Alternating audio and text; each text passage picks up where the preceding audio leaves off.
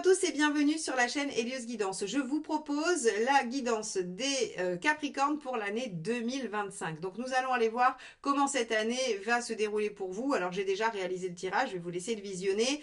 Il y a un travail d'introspection qui va être assez important cette année et donc les événements vont être assez minimes et les événements qui vont advenir seront le support de cette réflexion et de cette introspection. Donc ce sera plutôt des épreuves, mais qui vous permettront d'accéder à un autre niveau et qui vont vraiment poser les bases d'une nouvelle façon de voir la vie et d'une nouvelle phase de vie pour la suite. Donc c'est salutaire, même si c'est un peu lent à vivre. N'hésitez pas à liker, commenter et partager ces vidéos parce que c'est ainsi que vous soutenez la chaîne et que vous m'aidez à continuer. Et vous savez également que si vous n'êtes pas abonné à la chaîne, eh bien elle ne se développe pas, elle ne grandit pas. Donc pour ceux qui ne seraient pas encore abonnés et qui aiment me retrouver régulièrement tous les mois, eh bien je vous invite à cliquer sur le petit bouton abonner et la clochette pour avoir les notifications des vidéos. Merci infiniment à tous, je vous souhaite un beau visionnage.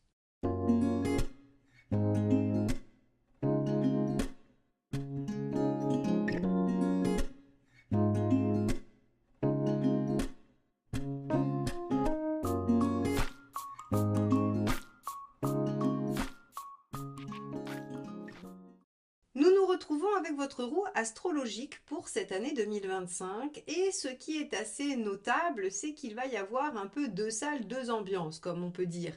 Il y a un aspect évolutif sur le plan intérieur, sur le plan de la réflexion, sur le plan personnel, votre développement à vous, mais il va y avoir évidemment des situations, des occasions de réfléchir. C'est exactement ce que provoque l'univers, des situations qui vous obligent à remettre les choses en question. Alors, on va avoir de la remise en question assez fondamentale sur les relations, on va dire amicales, familiales, moins sur la sphère personnelle, celle de couple, où on va voir que les choses pourraient éventuellement plutôt évoluer positivement si vous souhaitez de l'engagement et de la stagnation, hein, si vous voulez que les choses s'ancrent et s'entérinent telles qu'elles sont aujourd'hui, eh bien vous allez pouvoir être satisfait puisque les choses vont quand même aller dans la construction. Mais en revanche, tout ce qui va être relations sociales un peu plus larges vont être un petit peu mises à mal. Et on pourrait aussi avoir la sphère socio-professionnelle qui va être sujet à remise en question. Alors, on va entrer tout de suite dans cette roue et je vais vous donner un petit peu domaine par domaine, mais voilà, il y a des moments où ça va être un peu moins agréable que d'autres. Globalement, je pense que ce qu'on vous demande, c'est de vous libérer de certaines choses, de certains, soit de certains schémas, soit de certaines croyances, soit de certaines contraintes. Donc c'est pour ça qu'il va y avoir des difficultés qui vont vous pousser un petit peu dans vos retranchements. Alors la maison 1 ici avec la papesse, eh bien, va vous pousser à suivre votre intuition, à réfléchir, à intérioriser, à essayer de comprendre, à garder votre calme. Alors ça, bon, c'est pas trop gênant. Vous êtes Capricorne, normalement vous êtes assez stable, assez tranquille, vous intériorisez beaucoup. Mais pour le coup, cette papesse, elle va vraiment vous demander j'allais dire, de mentaliser, d'intellectualiser les choses, de les passer au crible de la réflexion avant même peut-être d'y réagir ou d'essayer de poser une action. Donc, une année de réflexion qui vient aussi se mettre en lien avec cette maison 4. Hein, je ne vous inquiétez pas, je reviendrai sur les deux autres, mais la maison 4, l'ermite, qui aussi provoque une introspection assez intense, assez profonde. Donc, je pense qu'il y a vraiment, c'est pour ça que je vous dis qu'il y a une remise en question assez profonde et totale de votre vie, avec des transformations, des changements qui vont s'opérer dans les liens. Avant ça, on a la maison 2. La maison 2, vous allez reconsidérer des choses. Alors, dans la maison 2, on peut reconsidérer des engagements, on peut reconsidérer des investissements, on peut reconsidérer sa façon de voir la vie, son mode de vie, voire même sa façon de gagner de l'argent. Donc, vous voyez qu'on peut en revoir des choses sur cette maison 2 et que ça peut venir toucher finalement différents domaines. Si vous êtes dans un remaniement de votre vie socio-professionnelle, ça va remanier votre rapport à l'argent, hein, à votre façon de gagner l'argent. Si vous êtes en train de revoir votre organisation de vie, ça va toucher à votre mode de vie, à votre façon de vivre. Par exemple, vous pourriez à minima, hein, sur un petit changement, remanier votre façon de vous alimenter complètement et que ça vienne aussi toucher vos valeurs. Et donc, on a ici, sur cette maison 2, le fait de reconsidérer pas mal de choses, de faire un bilan. Donc, vous voyez, hein, entre la papesse, le jugement, l'ermite, et ici le monde inversé en 9, on va avoir beaucoup de questionnements, beaucoup de réflexions. C'est une année assez passive, hein, qui va vous amener vraiment à l'intérieur de vous-même, au plus profond de vous-même. Alors, moi, j'ai envie de dire que c'est assez logique avec votre soleil en Capricorne qui pousse en fait à se suivre soi-même, à s'écouter soi-même et à travailler sur sa solitude. Alors sa solitude, pas au sens strict du terme, mais en tout cas, allez, disons son autonomie, plus que sa solitude.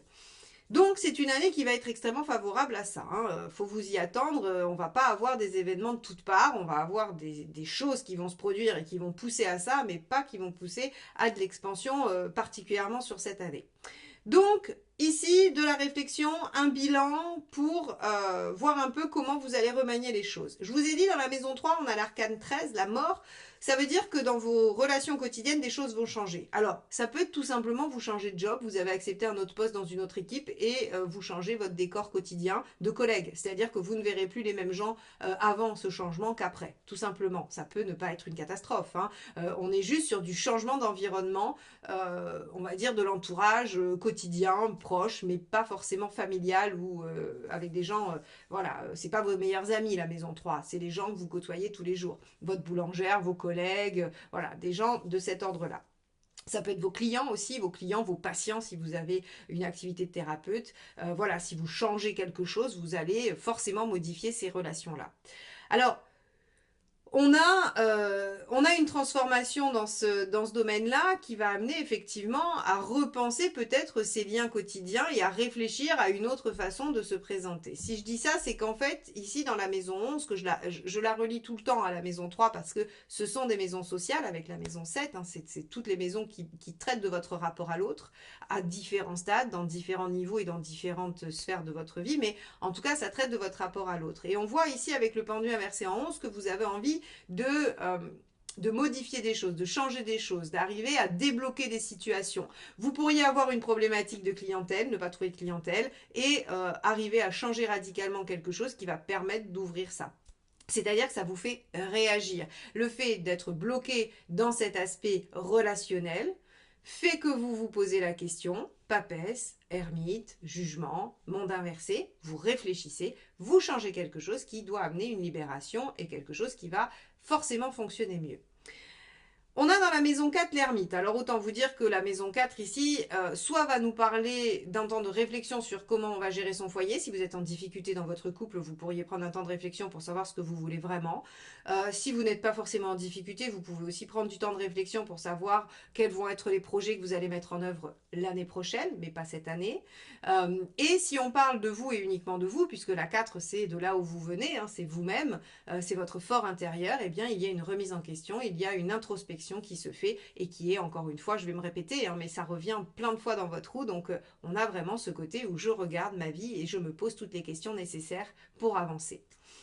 Alors le bachelor inversé en 5 nous indique que ça va pas être une année où vous allez justement faire, où vous allez créer, mettre en œuvre, développer, puisque c'est une année où vous y réfléchissez. Vous réfléchissez à ce qui est important pour vous, à ce que vous voulez voir advenir, vous réfléchissez à ce qui va se produire plus tard, mais en tout cas pas maintenant. Donc le bachelor inversé nous dit juste qu'il n'y a pas forcément d'action particulière, que vous n'allez pas démarrer de nouvelles activités particulièrement. Vous pouvez encore une fois y réfléchir, les conceptualiser, mais pas forcément les mettre en œuvre. Au niveau des enfants, ce que ça pourrait vouloir dire, on pourrait avoir un enfant qui est un peu dans la difficulté ou qui a alors soit des études un peu laborieuses, soit un nouveau projet un peu laborieux. On pourrait être inquiet et ne pas pouvoir aider ses enfants. On va avoir dans la maison 6 une lune inversée. Là encore, lune inversée, des choses de l'inconscient viennent se jouer, se mettent en œuvre et vous demandent une réflexion et une introspection. Vous allez vous dire, Marion, ça suffit, on en a marre de l'introspection. Je compatis, mais encore une fois, ce n'est pas moi qui décide. Ce n'est pas moi qui dis que les Capricornes vont avoir ça à traverser. C'est tarot, c'est l'univers qui vous impose cette étape. Donc, mes chers Capricornes, dans votre quotidien, vous allez remettre des choses en question, dû à peut-être des situations qui vont venir vous toucher émotionnellement, puisque la lune, quand même, malgré tout, c'est les émotions, c'est l'inconscient, c'est les blessures, c'est tout ce qu'on a un peu à l'intérieur de soi. Et donc, tout ça revenant sur le devant de la scène va vous obliger à la réflexion, au bilan, à l'introspection.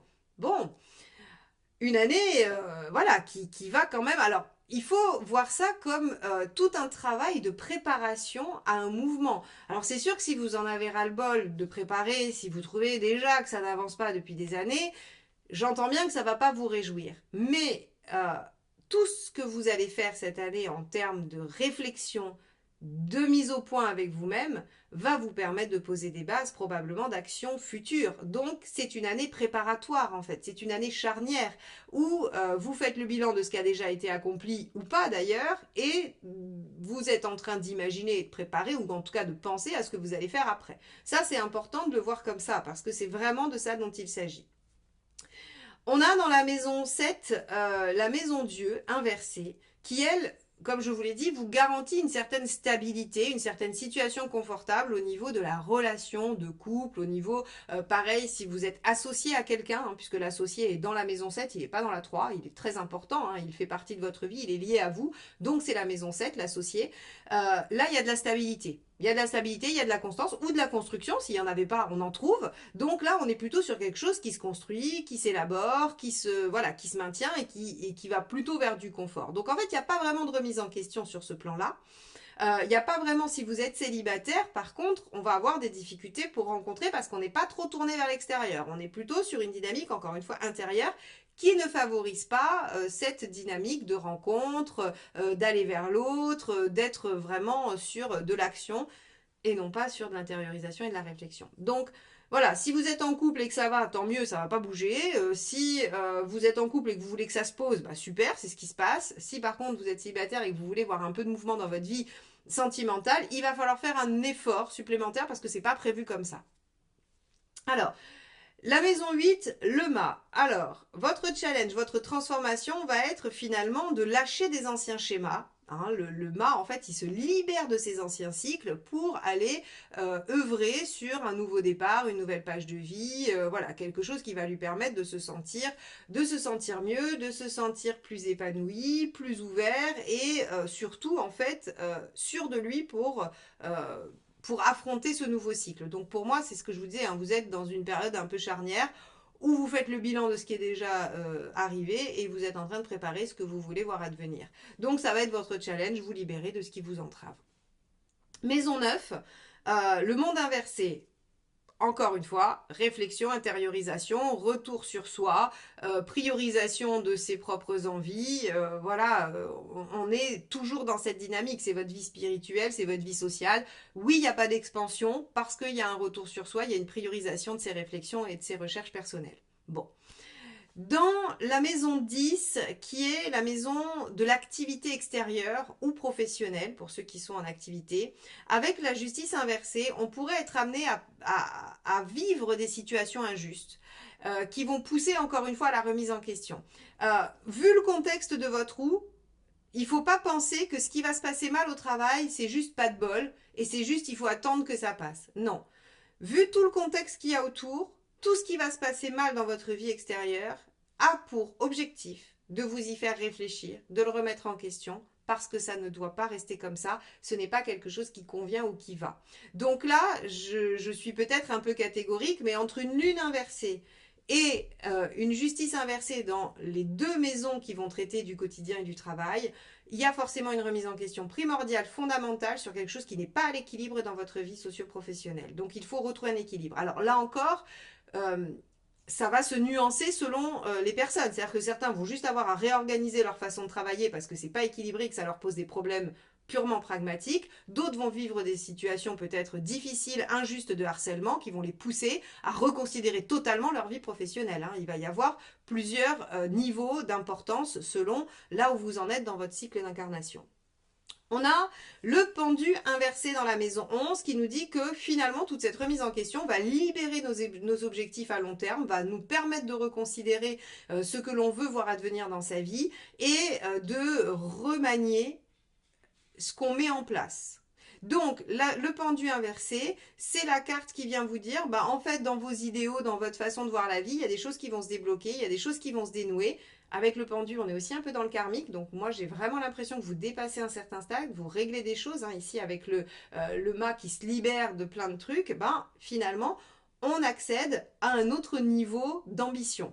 Et ici, dans la maison 12 avec notre empereur, ce qu'on vous demande, c'est de ne pas briser les bases de votre fondation, mais seulement de remanier ce que vous avez érigé dessus. La maison 12 ici avec l'empereur vous dit, ben, il y avait des bases solides, vous avez une bonne structure. Par contre, il faut remanier ce qui est construit par-dessus parce que c'était pas forcément toujours ce qui était bon. Il faut faire confiance en vos capacités, vos compétences, il faut être persévérant et courageux, c'est ce que vous demande l'empereur, ce sont vos défis, vos challenges évidemment. Voilà pour cette maison, cette roue astrologique avec les différentes maisons. On va regarder comment ça va se matérialiser mois par mois dans votre année. A tout de suite.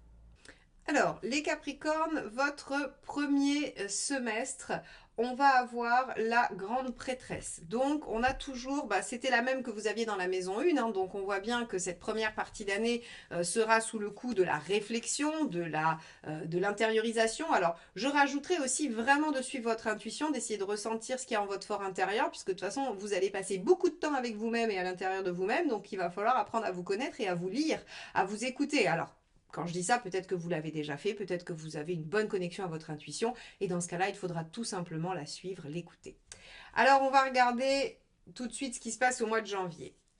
Roi d'épée. Ok, roi d'épée, déjà, vous avez une posture j'allais dire, vous êtes dans le mental, vous êtes dans la réflexion, vous laissez pas trop l'émotionnel pénétrer sur le mois de janvier. Alors on va regarder les deux autres cartes parce que ça va nous donner une indication sur à quoi pense ce roi d'épée. 5 de bâton, il pense aux difficultés, aux conflits, il pense à ce qui lui pose problème intérieurement, donc ces conflits internes, ces conflits extérieurs aussi. Donc ici, vous êtes déjà en réflexion sur vos problématiques et 9 de coupe, vous êtes déjà dans la réflexion de votre idéal. Tiens, tiens. Donc on a un mois de janvier où l'insatisfaction est déjà là, où vous savez très bien ce qui pêche déjà, vous n'avez pas forcément besoin que les événements arrivent, vous avez déjà une petite vision de ce qu'il va falloir remanier. Mais peut-être que ce n'est pas encore tout à fait à l'œuvre, peut-être que vous êtes juste dans la phase de constat, hein, c'est souvent l'effet du roi d'épée qui n'est pas aspecté avec une maison Dieu ou des lames de prise de conscience. Là, ok, vous savez que ce n'est pas satisfaisant. Sur le mois de février, on a un as d'épée. Vous avez une nouvelle idée. Alors je regarde ce qu'il y a après parce que du coup, je trouve que ça va vite. Par rapport à votre astrologique, je me dis tiens, déjà un as d'épée, ça va vite. Non, en fait, ça va pas si vite que ça. On a l'impression que vous avez procédé par à-coup. Donc ici en février, nouvelle idée, nouvelle perspective. On a déjà peut-être construit certaines choses par rapport aux problématiques qui vous occupent. Mais, ce n'est pas si simple de tout bousculer. Puisqu'il y a quand même quelque chose de très construit, de très érigé déjà. Hein, et vous vous souvenez, je vous ai dit, vous allez poser les bases de quelque chose qui va probablement après se transformer. Et bien là, le 10 de Pentacle nous dit que, bah oui, il y a une confrontation entre l'As d'épée qui a envie de nouveauté, qui a envie de se lancer dans quelque chose de radicalement innovant, et tout ce qui est déjà construit et qu'il va falloir bouger. Et ça, c'est pas une mince affaire et ça vous met en émotion. La Lune. Vous avez à remanier votre quotidien, à repenser votre façon de faire et de vivre, probablement, mais c'est pas si simple et ça vient bousculer plein de choses et notamment ça vient aussi vous mettre un peu soit dans les inquiétudes, dans les peurs ou dans la réflexion. Hein. De toute façon, vous vous dites ok, je changerai bien des choses parce que ça va pas, mais ça va pas être si simple. Alors en mars, qu'est-ce qui se passe?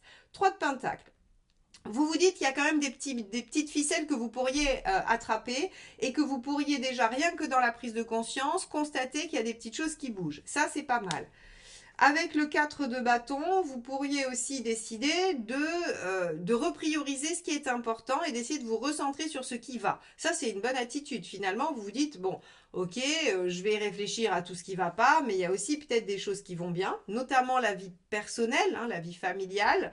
Encore une fois, si vous êtes célibataire avec des enfants, ça va bien avec vos enfants.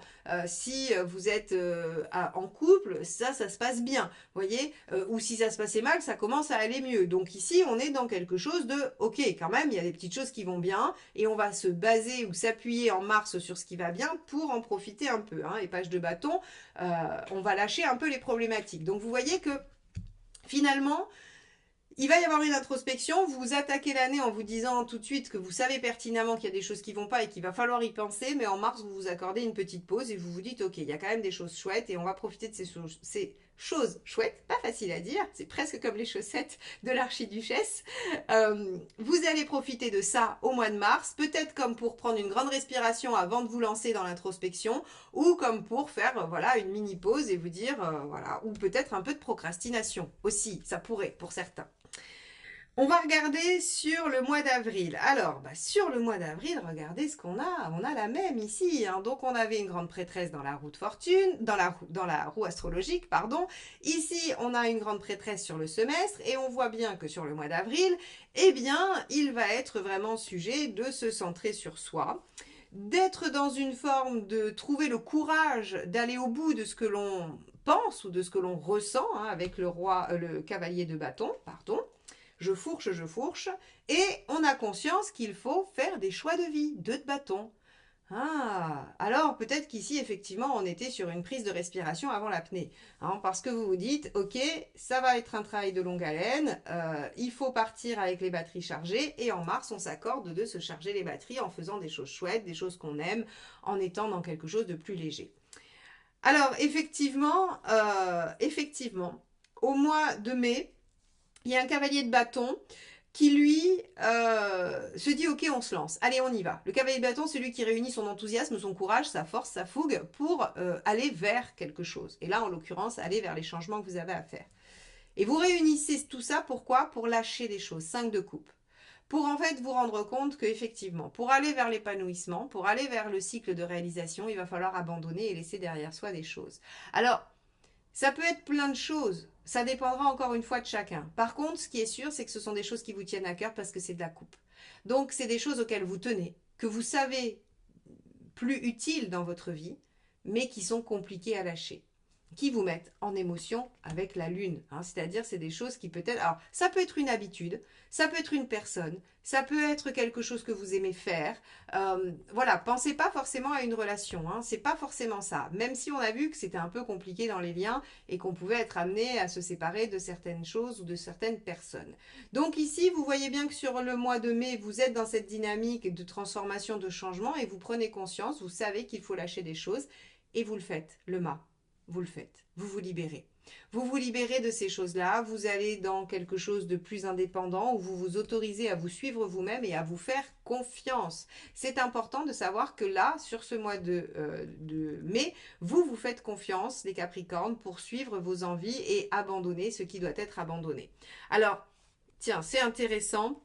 Parce que dès le mois de juin, en fait, on va avoir un 8 de coupe. Le 8 de coupe, c'est je tourne la page. Donc, sur le mois de mai, vous démarrez ça, vous commencez à lâcher des choses. Et sur le mois de juin, vous êtes dans le fait de tourner la page, voilà, de faire des choix. Alors, 2 de coupe, de faire des choix d'engagement dans un sens hein, et de faire des choix peut-être de délaisser des choses de l'autre côté. Pour moi, le 2 de coupe, il peut vous parler d'une relation, effectivement, il n'y a pas de souci, il peut parler de ça, mais il peut aussi parler de l'harmonie intérieure, de votre propre harmonie, de votre propre bien-être intérieur. C'est-à-dire qu'en faisant ces choix-là, en tournant ces pages, en lâchant soit un comportement, une façon de voir, une activité, peu importe ce que vous lâchez, ou une personne, vous arrivez à réharmoniser votre vie. Et donc, en fait, vous faites le bon choix. Ça, c'est en lien avec le mât qui se suit lui-même. Hein.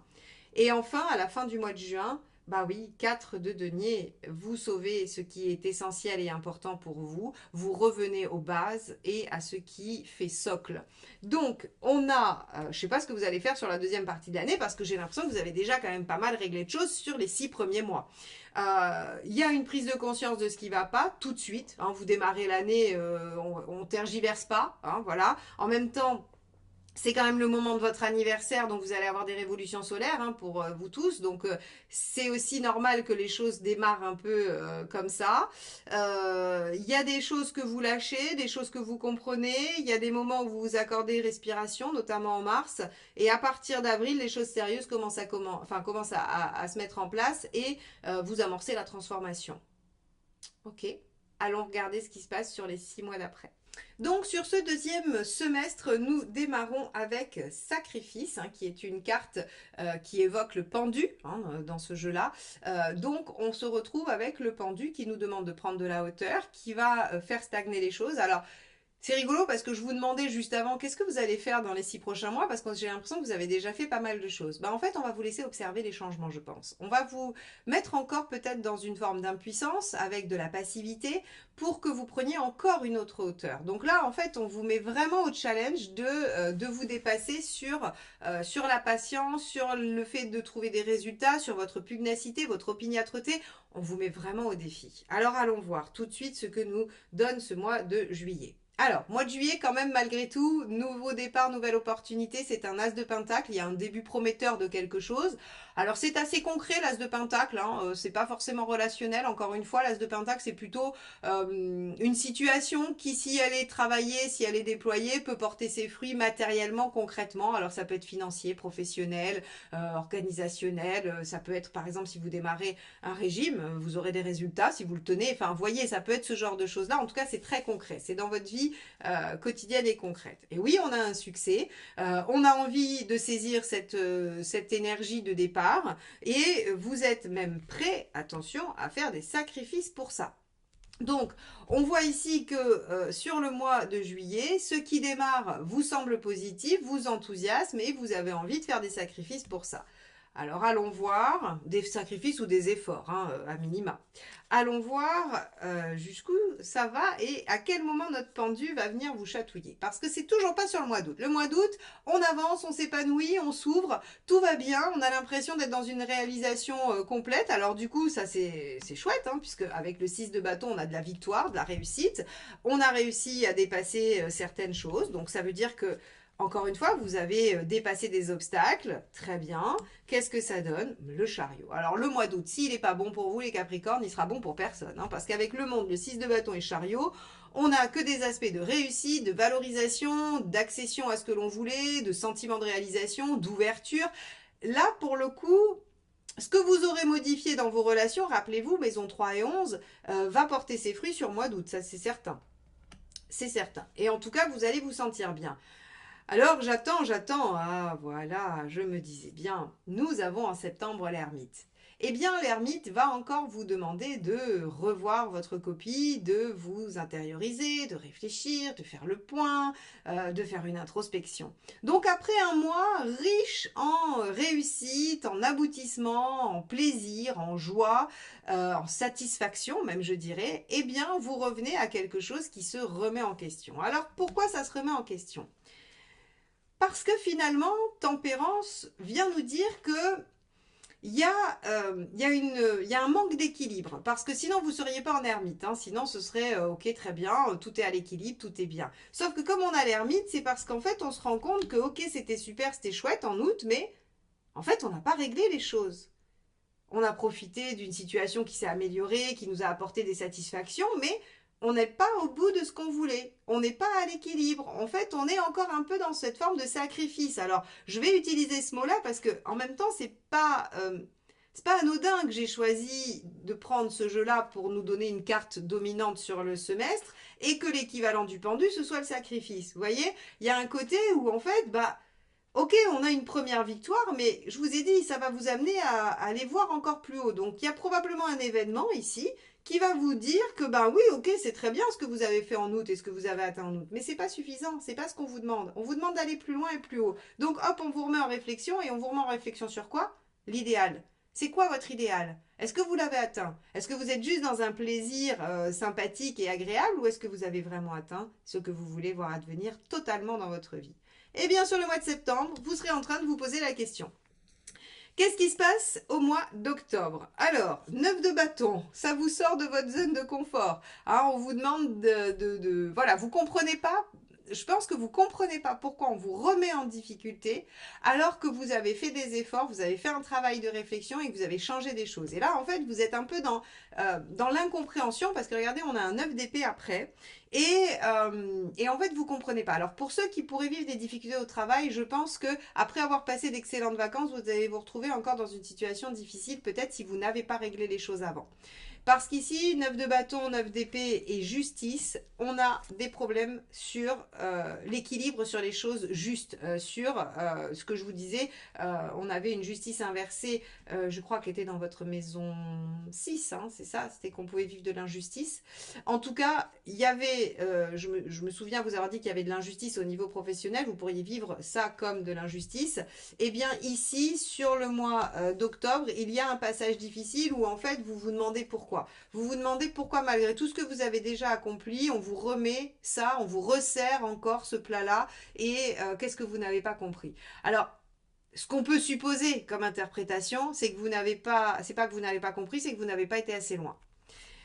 Allez, allons voir et oui, regardez, en novembre, 10 de bâton. C'est-à-dire qu'en fait, on est presque au bout. On vous dit, bah, vous avez juste pas passé la dernière marche, vous n'avez pas été posé la dernière action. Donc, il faut aller au bout des choses pour se libérer, pour s'affirmer, le soleil, s'affirmer, y voir clair, être dans la joie et dans la réussite vraiment, eh bien, il va falloir aller faire le pas d'après. Quel est ce pas d'après? Il sera propre à chacun, mais en tout cas, essayez de voir en fait ce qui permettrait de régler définitivement les choses et pas de façon provisoire. On a 2 fois le soleil sur le mois de novembre. Ça, c'est très beau, c'est très chouette. On nous dit que si vous faites ce 10 de bâton, c'est-à-dire, moi j'appelle ça les derniers 100 mètres du marathon, quoi. C'est les plus durs, c'est les plus interminables du monde, mais une fois qu'on est au bout, c'est la délivrance, c'est le soulagement. Et là, en fait, si vous voulez, on vous resserre la problématique pour que vous la régliez une bonne fois pour toutes et que vous arriviez sur une réussite pérenne. Qu'est-ce qu'on a à la fin de l'année? On a un valet de pentacle qui découvre son potentiel, qui découvre tout ce dont il est capable. Alors je pense que ça va, d'aller vous dépasser, d'aller au-delà de votre zone de confort, va vous permettre de découvrir comme un nouveau pouvoir, une nouvelle capacité. Ça, c'est chouette. Qui va vous permettre d'ériger quelque chose, de démarrer un nouveau projet et de très vite le mettre en œuvre. C'est-à-dire qu'on gagne en rapidité sur la fin d'année. Et avec ce 2 d'épée qui va vous permettre de réfléchir encore. Donc vous voyez, en fait, le 2 d'épée, c'est je regarde ce que j'ai en ma possession, je regarde mes différentes options, j'y réfléchis et je statuerai après. Et bien là, j'ai envie de vous dire que c'est exactement ce que je vous ai dit tout à l'heure. Vous avez une année où vous allez remettre des choses en question, vous allez faire des changements, ça va vous apporter des choses, mais on va encore vous demander d'aller plus loin, ce qui fait qu'à la fin de l'année, bah, vous aurez simplement fait des changements, vous n'aurez pas vraiment joui des changements, des résultats, mais en fait, là où ça va se concrétiser, c'est surtout sur l'année d'après, où vous vous rendrez compte que vous pouvez faire encore d'autres choix, que vous pouvez mettre des choses en place et que vous avez comme débloqué des pouvoirs en vous.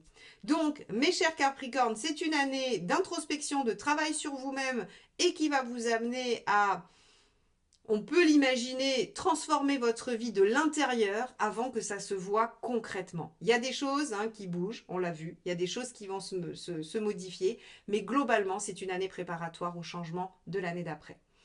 Voilà ce que je peux vous dire, mes chers Capricornes. Je vous souhaite une bonne année 2025. J'espère qu'elle sera vraiment, j'allais dire, profitable sur tous les plans pour vous, même si elle vous paraît un peu lente et passive. Ne doutez pas un seul instant qu'elle portera ses fruits sur l'année d'après.